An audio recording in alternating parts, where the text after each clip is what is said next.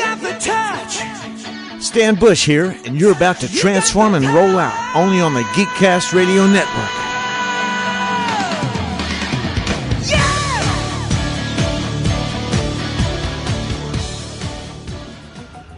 This is Optimus Prime, and you're listening to All Things Transformers.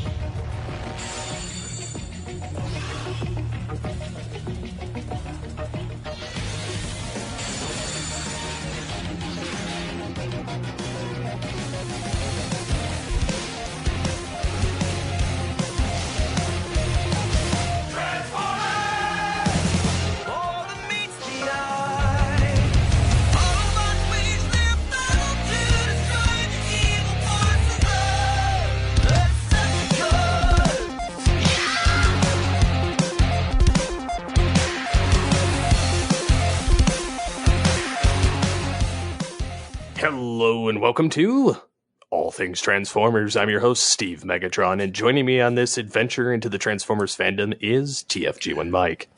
Hello. Hello. How are you? Feeling prime. Something different. Yes. We are recording this, folks, Monday, May. Wow. Don't time travel us. Stop Monday, snorting whatever May. you're snorting. It's not the good Monday. stuff. No. No. So we are recording this Monday, April 11th, 2022. And because I don't know. I pay attention to the Transformers news, but I don't pay attention to all of it. Mm-hmm. So this episode will air Tuesday, April 12th, 2022, because there's going to be a Transformers and Power Rangers Fan First Tuesday. So once again, folks, all the news we're about to talk about and have fun with discussing and everything else, it's all old stuff that everyone else has already talked about for the most part, except for the most recent stuff. And then there's this. So I mentioned a couple episodes ago how we're always behind and we will always be behind. Now, you said to me off air that some of the Transformers Fan First Tuesday event things from April 12th have already been leaked. Yep. The reason why I even bring the whole event up is because what I enjoy about the Hasbro Fan First whatever is that we see the people that are either behind the scenes or working on whatever, or, you get to, as kids, we never got to know. I mean, we go to the toy store, yay, toys are here. At least in my case, 40-something, adults, and doing podcasting for 14 years, you kind of have to keep up with the stuff, and it's really nice to see and hear what the team says of how things went into whatever they're gonna, you know what I mean? Like, You know what's funny about all that? Like, for being as engrossed in the franchise as we are, I honestly don't care to hear the Hasbro people talk, because I just want to see the stuff that I want to see, and for the most part, everything gets leaked before it's coming out anyway, and so it makes it all moot. Like their whole fan first thing. If nothing new shows up in it, it's a total waste of time. The only thing that I'm hoping shows up tomorrow in that whole diatribe that they're going to do is Tarantulas. Oh, Tarantulas, yes. Because they're doing Wave 2, which means we should see the new Tarantulas. Now, the funny thing about it is, I've heard rumors that while it's his season 1 form, it's his season 2 weapon instead. So instead of the grappling hook, that signature of season 1, he's going to have the chain gun, or not the chain gun, but the spinner gun wheel thing, which I think is stupid. It's no different than what they did to Cheetor, but that's a rumor. But I don't care about season 1 Tarantulas. I know that a lot of people don't have the original one or don't have the 10th anniversary, and those both are insanely priced. I'm waiting for Wave 3, where Inferno will show up, and the Dragon Megatron. Because that to me is what I'm really waiting for. Although Wave 3 should be coming when around the time of the end of the second quarter, beginning of the third quarter. So I'm suspecting early June we'll be seeing that released anyway, like the knowledge of it, or at least the leaks, because a lot of this stuff's already been leaked. Yeah, this will come up later in this episode, but I've never been a fan of spiders. I think the only spider I ever liked in my entire life was Charlotte. It just in general, it's just not my thing. And season 1 Tarantulas creeps me the hell out. I like season 2 Tarantulas because he's transmetal and doesn't look real. Yeah, and I like season 2 Tarantulas because he's basically a chopper. He's basically a giant spider bike. And then you get to Black Arachnia, and that's just totally different scenario. Yeah, that's a whole other thing. Sort him out now. Sort him out later. All of her modes, I do not mind. All of her not modes. All of her designs from first appearance to her transmetal blue to her even her alternate color when in season 1 when she got on top of the obelisk, and then you get to Beast Machines, and the only thing that creeped me out about the Beast Machines design is when they do the slow motion pan over her opening her eyes, and I'm like, yeah. But other than that, season 2 Transmetal Tarantulas is awesome. Just to wrap up the Fan First Tuesday that's coming as you're hearing this, April 12th, 2022. It will be at 11 a.m. Eastern Time on their YouTube channel as they take over the stream with franchise news and product reveals that are more than meets the eye. So, yay. And I know you don't care to hear from them. I do, because I want to know. Go ahead. Well, I was going to say, I don't mind the Hasbro people. I don't necessarily half the commentary that the people are just spewing, from the people that aren't even related to the product team. Well, that's what I'm saying. The guy that runs it, Ben, whatever his name is, and then the one designer that they usually have on there, Evan, I like hearing from them because they are Hasbro. And Evan, one of the toy designers, he seems really, really cool, and he's just so excited about it. I remember when he was showing off whatever it was, insert Kingdom Rodimus. Yeah, it was. That's what it was. It was Kingdom Rodimus. He had a base prototype at the time in his hand from one of the Fan First Transformer events, and I just enjoyed hearing him be so excited for it, just like I knew all of us were going to be so excited for it. So that's why I like seeing some of these Fan First events. Up next, we have Transformers Cyberverse Volcanicus concept art by Eric Siebenaler. This is the Dinobot Combiner, and it looks cool. I just don't know about the robot mode. I love. I absolutely love the combined robot mode. But the fact that the Combiner can transform into a dinosaur mode, it just looks weird. Yeah, I don't care for the vehicle or the beast mode essentially. But the robot mode, I know they did this in the animated series. Yeah. Yeah, I love the robot mode, and I love that sword. That sword is awesome. That screams Grimlock. Oh, absolutely. I mean, not necessarily the whole robot mode, but it mostly screams Grimlock. Mostly. I would say the feet kind of scream Slug. The chest kind of screams Swoop because of the bird head and whatever it's supposed to be. And then obviously the robot head is absolutely a Grimlock type thing. And then the arms and whatever else. It's a really cool design. It's very interesting to see what they did with that. Up next, we have the Legacy Leader Galvatron in-hand images and comparison shots. So, gunk versus no gunk? Yeah. Like I said, if I ever get one of these, it's going to be the reformatted version. No, don't get me wrong. I love that one too. Yeah. I like the Galvatron that has the the gritty, the damaged stuff on them too. Mm-hmm. But it just looks weird in some instances. Like it just looks like somebody randomly splotted paint in some of it, which okay, whatever. I do like the plain one too. Yeah. A lot. I like the plain one more. I do like the plain one more, and honestly, for how many times they re-released the Megatron mold, like it was like 6 times, I think, with different repaints or different levels of detail.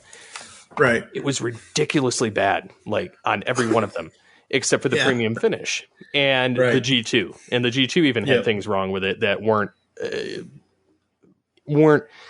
They didn't mod anything. It was just a repaint. It's like strict repaint. Right. So a lot of people that want the G2 Megatron are kind of mad about that, including the ones that are mad about the core class one that's coming out that's repainted of the Kingdom core class Megatron. Right. I am looking forward to that figure too. But when it comes to Galvatron, I surprisingly like this figure a lot. Yeah. And I'm not a huge Galvatron fan. I'm more of a Megatron fan. But honestly, this one screams like awesome. Whereas I don't get that vibe from the Megatron ones. Yeah, no. I mean, the only Megatron one, and we'll talk about it later, that I kind of get a cool vibe from is, again, I believe it's in the Red series, and again, we will talk about that later in this episode, but like the reformatted, again, like you, do I want animation accurate? Yes, absolutely. If I was collecting actual Transformers figures and not just Funko and whatever else, if I'm going to get a leader class Galvatron, I want it to be, for me personally, as unique as you can possibly get it to be. And for me, like seeing at 6, 7, 8, 9 years old in the 80s, seeing that reform, like seeing, the inside of Megatron's skull and seeing the reformat design happen, like that's my... Do I love this one that's absolutely, plain, no damage, no scars? Yes, absolutely. And the other thing is, what I love about it is, if you look at the starting image is of the plain one with no damage. And then they go to the one where it's the 2 robots. The next one is the 2 cannons. The one on the right... I hope I'm going to give people a minute because I hope nobody's drinking anything because I'm going to say something raunchy. Okay. The one on the right looks like he has jizz about to come out of his cannon. The one on the left looks correct. Yeah. There's something there at the very tip. Yeah, I have it. Yeah. And it's always bothered me. Like, yeah. Granted, mine doesn't look like Galvatron anymore, but... True. I mean, you're in the process, and we'll talk about that later, too. You're in the process of doing I wouldn't mind another Galvatron, to be honest, just because of how interesting he is. Yeah. I do like the character, like the figure. They've done an awesome job with it, and it stands out heads and tails above. Even for show accuracy, like... Oh, yeah. There's probably a couple of paint apps they could have done. But honestly, it doesn't need it. No, it's like the Tigatron figure to me. Like that one, yeah, I could put a little bit of silver in a couple places, but it really doesn't need anything. No, it doesn't. Yeah, I absolutely love this. And what I love about this, you were mentioning earlier about how many times they use the Megatron mold and whatever and whatever and whatever. They have used the leader class Galvatron mold. I want to say, let's see, we've got these 2, we've got reformatted, and then we got they've used it 4 different times. No, they haven't. They've only used it 3. They've got this one, the battle damage, and then the reformatted, like, translucent purple looking one. And then the toy accurate one.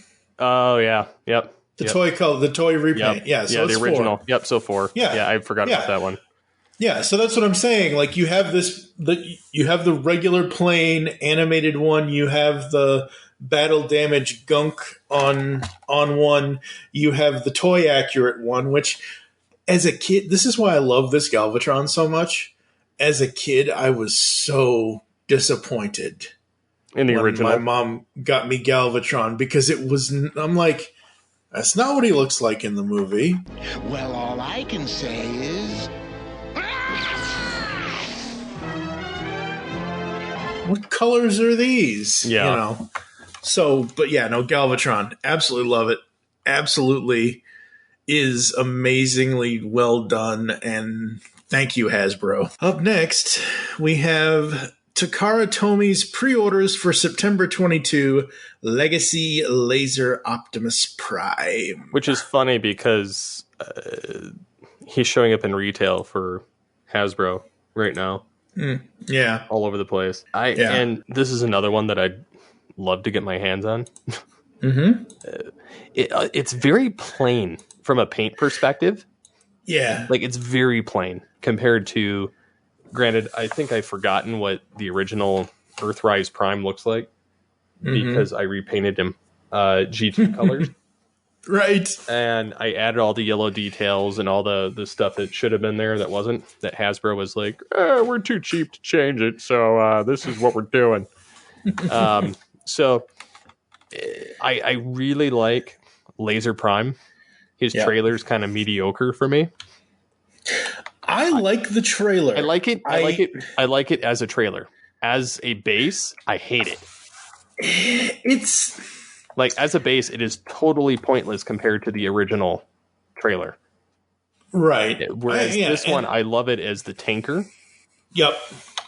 And I really like how it comes together with his robot mode, his vehicle mode, which is funny because he's got the flames like the Michael Bay. Yep. And then you get him in robot mode, and I love the head sculpt. I love the design. I love the translucent chest that opens up for the Matrix, and then the symbolism of the chest that he has to the old Peterbilt, flat face semi that he was, and the similarities there, like his torso and his upper thighs are basically the same, and then everything else is kind of different. And then I like the translucent weapons. So, wait a minute. How did they do that? The what? Okay, so I'm looking at him in robot mode. It's the second. It's the picture. It's the first picture after the base. Yeah. Okay. It's where he's got his missile silos up and he's looking up into the sky about to fire on somebody. I see what you're talking about the flat cab chest with the translucent. It's face down when he's in vehicle mode. Just judging by what I can tell by looking at him. The cab of the semi truck stays on his back and doesn't move, and the head folds. Okay, inside. The head folds inside, and then the arm portions fill in the gaps. Okay, I see. Yeah. For the cab I'm itself. like, because I'm like, wait a minute. It's great. I love that he has a flat cab chest, but that chest on the front of the truck is like, holy crap, a badonkadunk kind of thing, because holy wow, like that's two completely different things. And I think that's great about it because you have two very different designs in robot mode and in vehicle mode. Yep. And I really like it.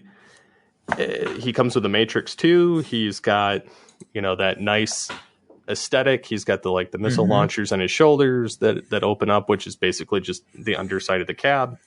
And I really, really like this figure. And I've seen the, what is it? The Generations one that came out years ago. That was a deluxe. And it looks terrible by comparison. And then you look at the original that came out during the Generation 2 era. Yeah. It looks pretty close to this one. Yep. There's a little bit of different stickering and details, but this one is really nice. And I think it would be great if they had him without the trailer. Yeah. Just saying. Yeah, or make a core version of him. Yep. A core version class. a core class that goes with their G2 version of Megatron. Yeah, absolutely. Up next, we have Jada Toys G1 Transformers diecast nano figure multi-pack found at U.S. retail. This pack of 18 diecast G1 figurines. They're interesting. Yeah, each 4 centimeters tall. The pack includes Optimus Prime, Bumblebee, Cliffjumper, Sunstreaker, Prowl, Jazz, RC, Sideswipe, Ironhide, Wheeljack, Hot Rod, Ultra Magnus, Megatron, Soundwave, Shockwave, Starscream, Thundercracker, and Skywarp. Yeah, this looks really, really cool. I mean, it looks interesting. It was spotted at Walmart in Texas, in Arkansas, and it was priced at $12. 18 diecast figurines for $12. That's an awesome deal. I mean, and if you're not wanting to transform them anyway, it's great. Exactly. Yeah. If you're someone like me who just wants the character and just wants to display the character, yeah, this is awesome. This is really, really fun. Very, very cool. Up next, we have... I didn't even watch this, and I probably won't watch it, but we have a video from RoboSen Transformers, so they're doing something else or something new or something or other. It's the video for the auto converting. Oh, okay. It's just showing the upcoming new, collaboration between the company and them, and then has Prime and some kind of like dark scenery, and then lights and shadows and 3 cars coming at him, and then you see it turn, and you see more of the plastic figure, metal and plastic figures show up, and so it's just the official reveal. Yeah. And then we have APC Toys Transformers Prime Arachnid color prototype. I gotta look at your souvenir case. You mean my trophies? I collect endangered species. Of course, they aren't really endangered until they meet me. I don't know how you feel about Arachnid, but as I mentioned earlier, I'm usually creeped out by spiders. Well, she turns into not only that, but a robot mode and a helicopter. Yeah, she's essentially a triple changer, really. So, I mean, she makes it less creepy. Yeah, and her spider mode is really cool. It's just really basically her folded up. Well, yes, but I mean, still, it was really, really cool and creepy in the cartoon because she's voiced by Gina Torres, and Gina Torres is amazing, and she did great stuff with that character in that show. And yeah, I mean, very, very, very cool. And then we get into the Studio Series 86 behind the scenes and development info. This is kind of interesting. This is the kind of stuff that I kind of want to see from Hasbro, to see the behind the scenes things. Yeah, I don't mind that. To be honest, I enjoy the behind the scenes imagery of the figures and the designs ahead of time. Yeah. Just because I kind of like the art aspect. Yep. To see what they did. I can't imagine how easy these would be, or how difficult in some instances and easy in others. And then, having to graft it in CAD from a drawing. Yeah. And then make all these different parts and make it auto convert. Yep. Yeah, but I mean, the designs are amazing. Yeah, they're spot on to the movie. Oh, absolutely. And and obviously that's the point of the Studio Series 86 line, is that they want, again, what we have been screaming for almost 40 years. Show accuracy? Yep. Yeah.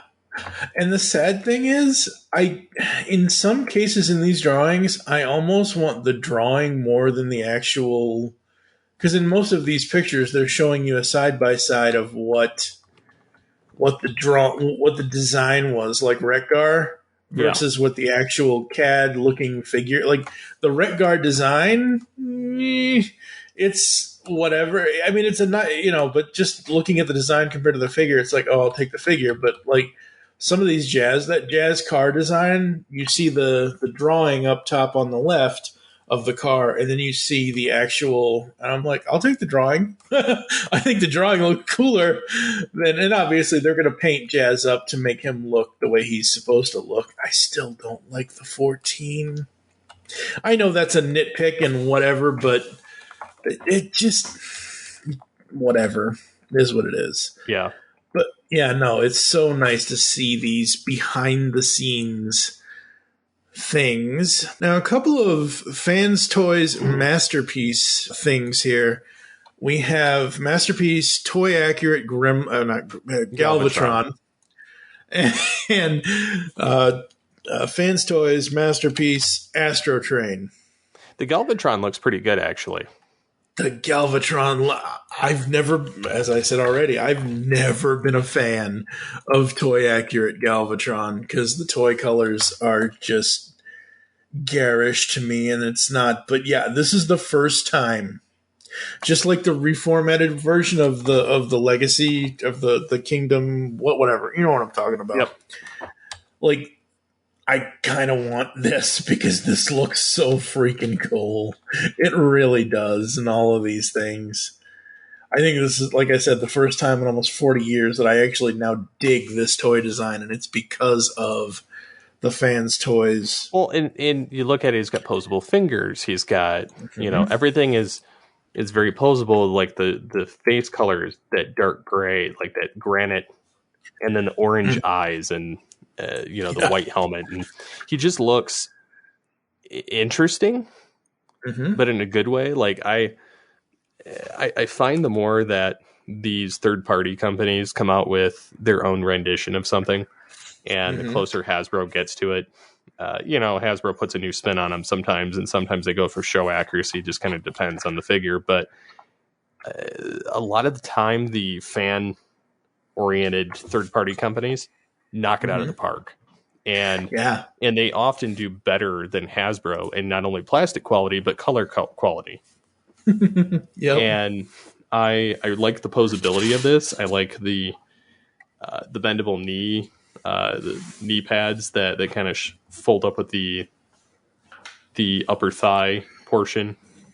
Right. And, the poses that you can put these in. And I mean, it's like comparing Power the Prime's Optimal Optimus with Transart Optimal Optimus.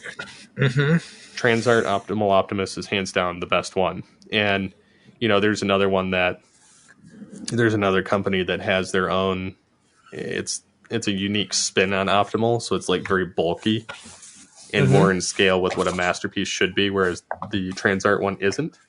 But at the same time, you look at the original Optimal, and it's still it doesn't have the quality of like the head sculpt or some of the other details that are in the Power of the Primes.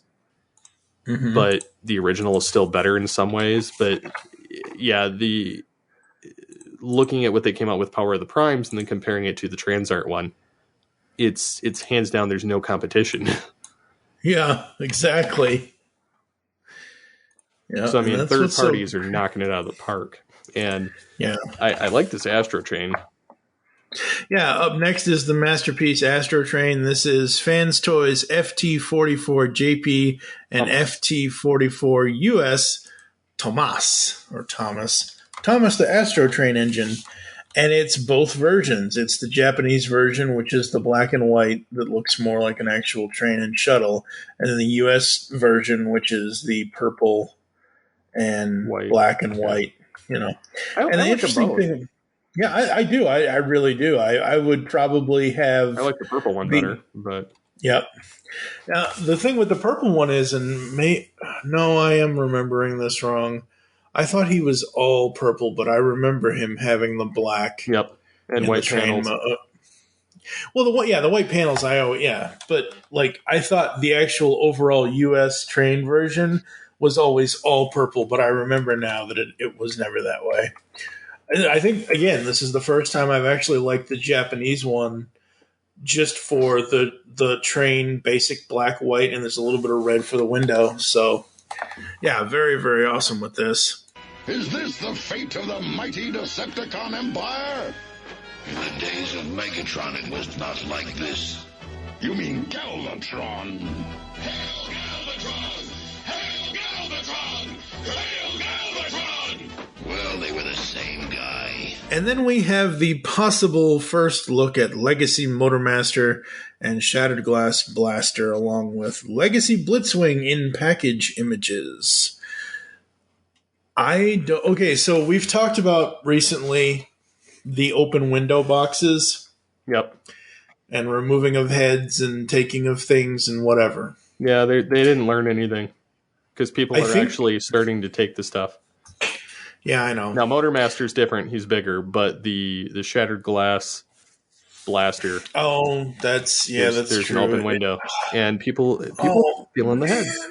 And what I find funny is, yeah, I get that they're trying to be economical with the whole, making sure people can't steal.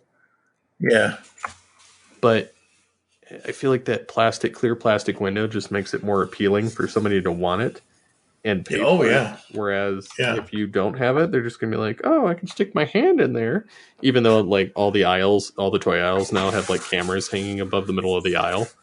Oh, yeah, absolutely. And it's funny. And so I wonder to some degree, like what is happening when these people do that. But I don't know. I don't get it creates more of that cost increase issue.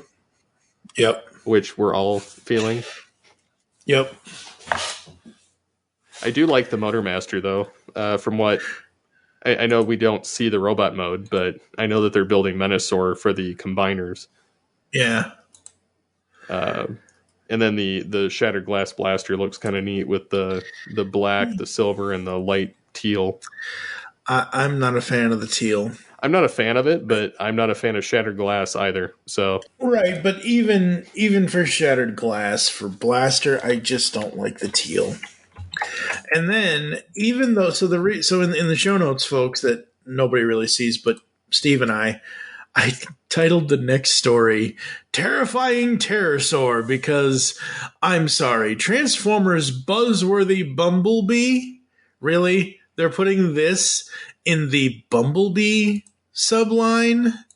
So we have what the deal is with this is like the original was an Amazon exclusive that was also on Hasbro Pulse and also I think it's on BBTS or something now or one of the other ones. But regardless, they were planning on coming out. Now, what's funny is there's two more Terrorsaurs coming. There's this one, and then there's the original re-release, like the reissue. Yep. And this one is color accurate and decal accurate to the original toy that came out. Yeah. And so looking like the reason why they release it under the Buzzworthy Bumblebee is because that's a Target exclusive line. Yep. And so like the Studio Series 86 Cup got re-released under the Buzzworthy Bumblebee line as Cup with a slight repaint. Yep. And they've done that with other figures too. So this is their method of kind of throwing it under that same umbrella. And what I like about this figure is the colors pop. Mm-hmm. Like the yellow that's on for the little spotting, and then the black that's on him in the couple of places, and the purple. What I don't like about him, however, is the gun doesn't stand out from the figure. No, it doesn't. It blends in. It blends in way too much. They used the brighter red, which, don't get me wrong, I like that. The darker red, the more subtle, like kind of maroonish red that they used on the Amazon exclusive looks much better on this figure. Although I feel like they could have done a little bit of like part swapping. And what I mean by that is the Amazon one and this one, they could have had a little bit of a combination of the two reds to kind of give it some depth and had the silver. And there's actually some dark, like where the part of the torso is where it's black. Yep. That is more of a graphite metallic on like for show accuracy. And they could have put that on the other one. And it's just some of the color choices they make on these are real interesting. Yeah. And I question them. But I feel like if you weren't able to get your hands on the other Terrorsaur and you just have to have a Terrorsaur and it doesn't matter the colors, this gives you your way of doing it. But the beast mode looks absolutely atrocious in the gun. Like between the head of the beast mode and the gun, it looks the worst between the two. Oh my God. What the? Okay, so It's like it's terrible. Yeah. So I am on the picture, the close-up picture of the two heads side by side. Oh, beast mode? No, robot mode. Okay. So everyone that is listening to the sound of my voice that has heard me in the last 14 years knows that black and purple are my number one favorite colors. That purple robot head is ugly as frig on this. No. That's not, no. Just no. And then getting to the beast mode. That looks worse. You can't even see the face, really. No, yeah. Well, the thing is, the reason why you can't see the face is it's all red instead of having the more show accurate. And I get it. They're going for toy accuracy. They're trying to. Oh! I saw the close up of the robot. Oh God, that is just. The blood is just bleeding through my monitor. Oh no. Yeah, so Terrifying Pterosaur is really what I'm going to call this thing. And I like the other version, that especially because I repainted him and he's show accurate now. It looks awesome. And all they had to do was add some more silver and some metallic paint and some yellow and some spots, and they would have had show accurate Pterosaur. Yep. I've seen the toy hacks, the repro labels.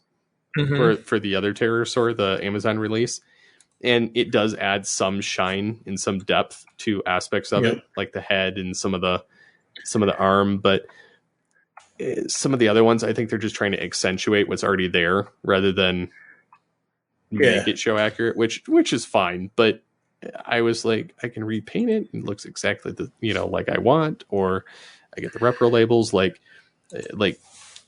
And that would be a fun discussion on what would you put repro labels on and what would you not. But we can talk about that at a different time. Yep. And then we get into the Transformers Red Galvatron in hand images. My favorite photo of this is the three in the same photo. Megatron, and then reformatting, and then Galvatron. Yep. And that's my favorite one too. Because they put them in the same pose. Yep. And transitioned it just right, and it looks fine, and you can see where the similarities came in. But what I also like about it is this figure, they included that hex wall. Mm-hmm. That when you put it in front of him, it looks like he's being digitally scanned. Mm-hmm. Like, so it stands, and you can make it look like he's being scanned in to reveal the character. Yeah. I don't know about you, but like I personally don't like the red line in as far as the G1 stuff, but only because, and it has nothing to do with the transformation. It has to do with or the lack thereof. It has to do with, while it's trying to be as show accurate as possible, like I find like the more squared off ones like Prime, Megatron, and Soundwave and Starscream look pretty show accurate, but the rest of them kind of look like Primal looked really good for a beast, Cheetor, and I don't really like this Galvatron, to be honest. Yeah, there's something wonky with it, and I can't tell what it is. Like, I like the Megatron that's being scanned and has the translucent purple. I like the main Megatron, but I don't like the Galvatron. Yeah, I don't like the Galvatron either. I will say, though, that with the Galvatron, so if you start it at the best picture, which is the three of them in the pose, and you go to the right, you see Galvatron holding up the Matrix, and then you see him with Megatron's head in his hand. I'm like, alas, poor Yorick, I knew him well. I'm like, it's Galvatron talking to himself as, through Shakespeare or something, because holy crap. Yeah, I'm generally not a fan of the red line.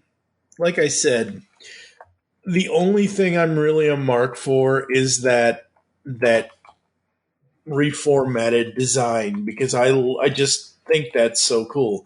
I do agree, though, and I like how they put the transition wall pieces or whatever they are. I think that's really cool.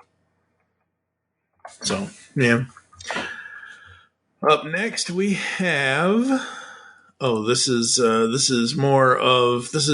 Transformers Legacy Deluxe Wild Rider and Leader Blitzwing official reveal. So we finally have the official reveal. Mm-hmm. And we've already talked about Blitzwing. Blitzwing is Blitzwing. Wild Rider, I'm not too sure about that robot mode, but that car mode is really cool. I don't mind the robot mode, to be honest.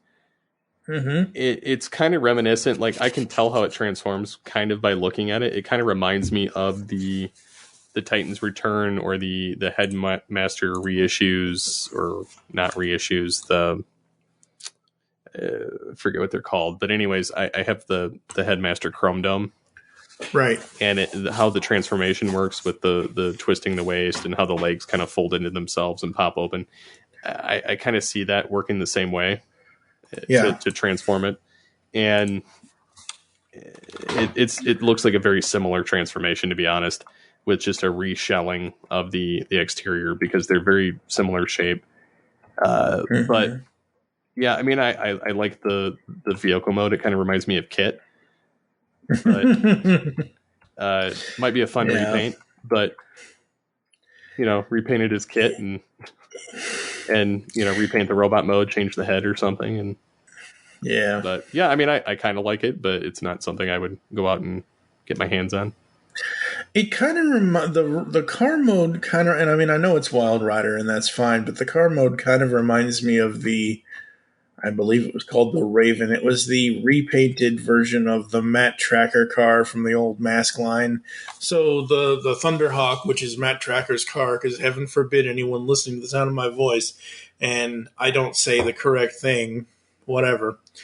But the Thunderhawk that Matt Tracker had, Venom, the enemy people, had something called Raven, and it was basically a black repaint, and it did a few different things than the Thunderhawk did, but that's what this kind of reminds me of. And you're right. I mean, you could essentially repaint this as Kit, and it would look cool.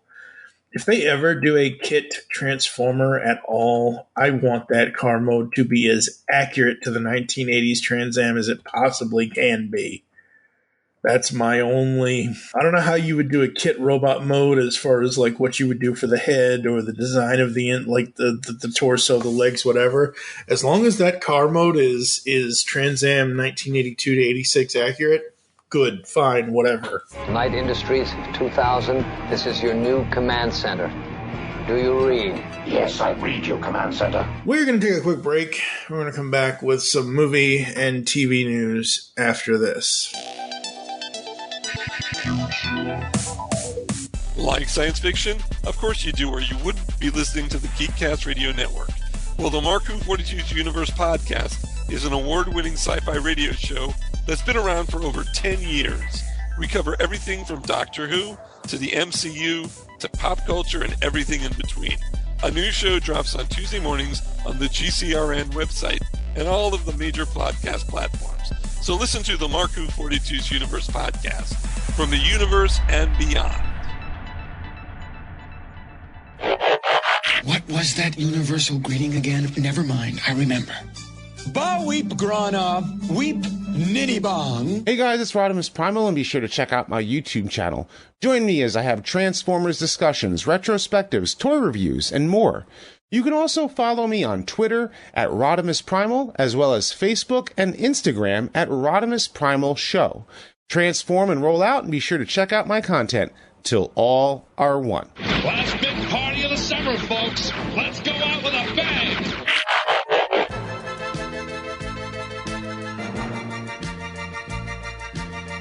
Hello, all sentient beings. Want the latest on everything going on in the Transformers multiverse? Check out the Transmissions Podcast Network. We've got weekly podcasts covering everything from Alpha Trion to Omega Supreme, from old school G1 all the way up to Cyberverse and beyond. And you don't want to miss Empire of Rust, the world's first and only Transformers live play role-playing game podcast. If you love Transformers, there's something for everyone at transmissionspodcast.com. Discover a world of vintage and modern toys that's more than meets the eye with the Triple Takeover Toycast. Hosted by toy writers and photographers Toybox Soapbox, 6O, and TF Square 1, this informal and chilled-out series of discussions cover everything from vintage Transformers to Mask, Diaclone, Microman, and more, be it nostalgic or current. Whether you're a seasoned collector or a casual robot enthusiast, all are welcome. Triple Takeover Toycast. All right, folks, we are back. Before we get into the movie and TV news that I have, which is just two quick things, we were talking off air about Beasts and what Hasbro and other companies are doing and things like that. And you were mentioning about Dinobot. Yep. And my thing is, if I ever had a Dinobot, I would want clone Dinobot. I would not want original Dinobot. You'd want Transmetal too. Uh-huh. Yep. Yeah, if I was getting the show accurate, I have Kingdom Dinobot. Right. So yeah. I have no ambition for that. But the only thing that stops me with some of those, I don't want masterpiece scale for everything. Right. Megatron is one thing, and even technically Rat Trap, because Rat Trap is still tiny. Yeah. Well, he's about the size of his masterpiece would be the size of a head shorter than the Kingdom Dinobot, which would be about in scale with figure on the show. So even that is perfectly fine because I have the Thrilling 30 Rat Trap and it fits in scale, whereas the Kingdom one is down to part of his thigh, and it's this is totally unrealistic on size, but yeah, I mean, I know that Transart Toys is doing Depth Charge, Transmetal 2 Cheetor, and Transmetal 2 Dinobot, and I'm intrigued by Dinobot and Depth Charge, but I don't want masterpiece scale. Yeah, absolutely.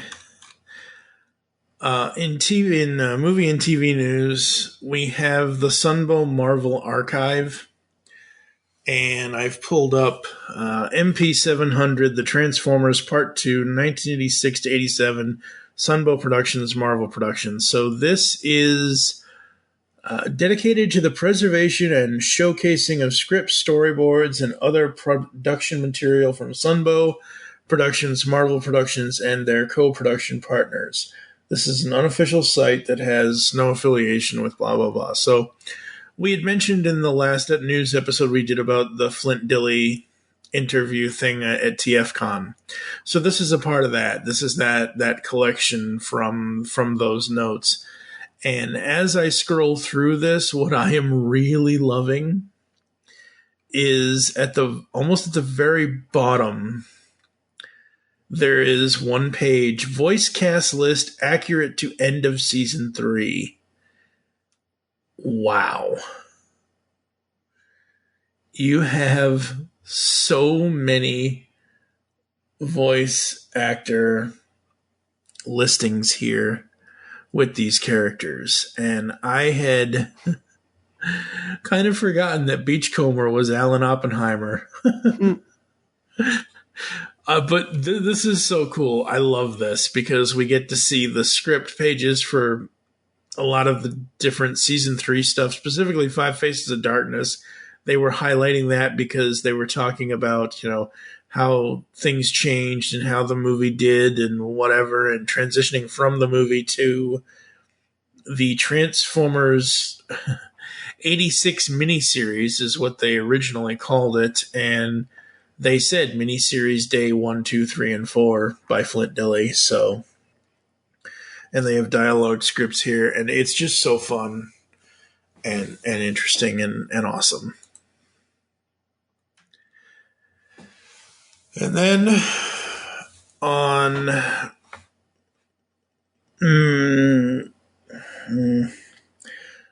recently, this is reported April 6th of 2022. So about a week ago, the voice of Humgar and Mindwipe and Fortress Maximus and Scorponok from G1, Stephen Keener, has passed away. And the link that TFW has. They have an embedded video from TFCon showing him talking about his various roles, so I will probably embed that into this post for us. And you know what? We know we're not all going to be here. You know what I mean? At some point, we all have our time. It's just, I feel, because we've been doing this for 14, 15, 16 years, whatever it is, like, I wanted to try my best for us to be able to talk to as many of these people as we can. And they just, things happen and life happens and it just sucks. And may we go back and remember the man for the voices that he did. The fact that, like, I didn't even I remember his name, but I didn't really realize his name was associated with that he did the voice of Mindwipe, because I remember Mindwipe and Rebirth, and I'm like, oh, that's so cool. I love that voice. Well, he did good, and he also was in the whole 3-part Rebirth, because I don't think any of those characters were really around before that. No, they weren't. So yeah, absolutely. He will be missed. And then the last bit of news is comic news. It's just the Transformers Last Bot Standing, Allison, Sid Van Blue, and Stafford issue number 2 cover artwork. Eventually we will cover the Last Bot Standing whenever it finally finishes. I think my favorite is what I assume is a Rodimus cover, that middle one. I think that's Rodimus. I don't know. Yeah, the first one is Rodimus on a metal horse. Yep. Second one is Rodimus. Yeah, and then so it is Rodimus. So yeah, he is the last bot. I don't know if he is the last bot standing. Well, what's funny is even in the technically in the Beast Wars universe, as far as the Beast Wars, or what was it called? It was the BotCon types comics. Yeah, Unlimited or something. I don't know. Universe. Yeah, the universe. Yep. He was technically the last Autobot, and he was still around through Beast Machines. Yeah, but he'd done the upgrade basically to downgrade his size to be the size of the Maximals and Predacons, but he stayed an Autobot. Wow, very cool, very cool. Yes, between Steve and myself, we have a lot of plans for all things Transformers this year, the summer blockbuster that I'll be doing, and then Steve wants to do some other stuff with some Beast Wars stuff that we will tell you about much later, because we have to plan that out first. But again, it's, even though I'm not buying a lot of the toys that are, that we've talked about kind of thing, I still love seeing them. I still love giving my opinion about whether I like or dislike them. And most of the stuff I absolutely enjoy. I think it's great. I think it's great for the people that want to get it. It's awesome. So. Was there anything else you wanted to bring up, sir? I don't think so. I think we kind of covered everything. Alrighty then. Thank you for joining us here on All Things Transformers. If you'd like to get in contact with us or leave feedback for the show, there are several ways to do so. Visit the website, geekcastradio.com, where you can listen to and comment on all of our content. Send an email to feedback@geekcastradio.com. Here are all the ways you can listen to us nowadays. Apple and Google Podcasts, leave us reviews, please.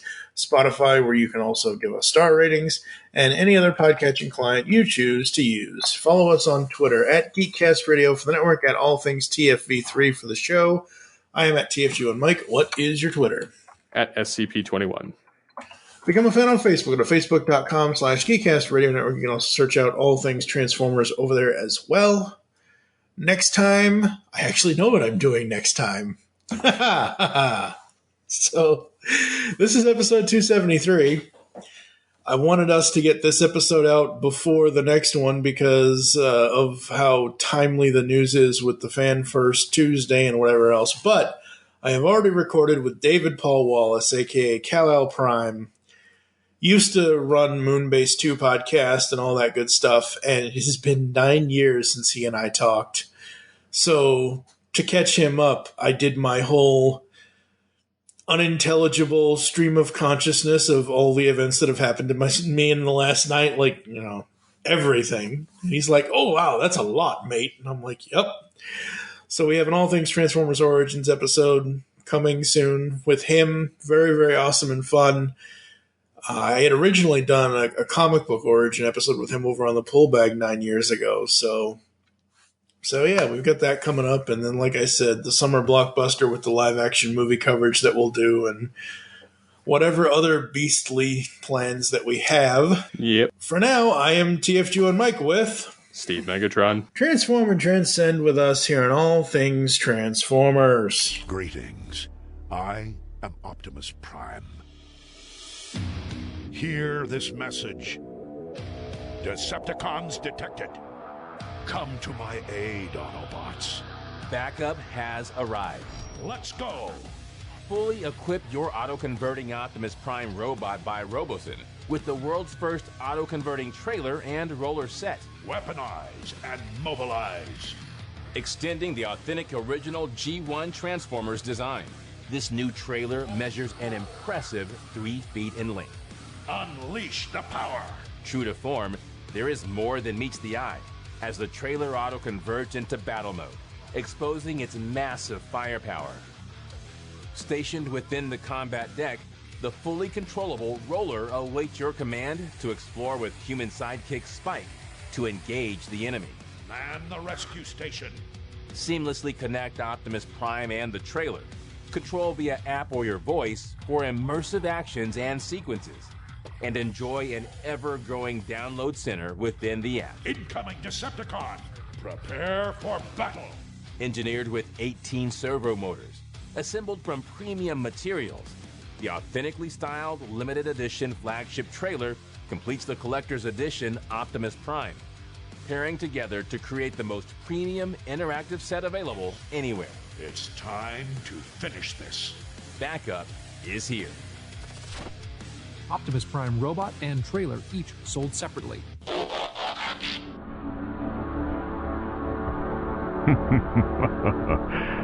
Yes.